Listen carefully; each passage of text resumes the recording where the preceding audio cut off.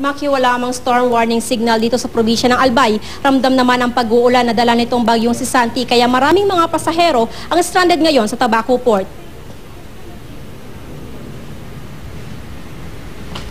Tinatayang nasa 405 pasahero na ang stranded sa Tabaco Port magmula pa kaninang alas 11 ng umaga. Ayon yan sa Philippine Ports Authority. Dagdag pa rito ang 16 na mga trucks, 3 bus, 3 pribadong sasakyan at 6 na vessel na stranded din. Papunta sana ng Catanduanes ang mga pasahero kung saan nakataas na ang storm warning signal number 1. Signal number 1 rin sa probinsya ng Camarines Sur at Camarines Norte.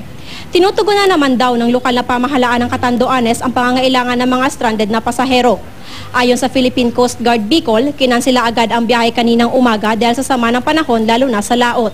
Dagdag pa ng PCG Bicol, meron din 10 pasaherong stranded sa San Andres, Catanduanes na papunta naman sana sa Albay. Nakikipag-ugnayan na rin ang PCG sa lokal na pamahalaan ng Tabaco at sa iba pang ahensya para mapaghandaan na ang posibleng masamang epekto ng bagyo habang papalapit ito sa kalupaan. Patuloy rin ang isinasagawang monitoring sa mga baybayin lalo pat mayroon pa ring mga reports na may nagpupumilit pumalaot kahit masama ang panahon. Balik sa iyo, Mark.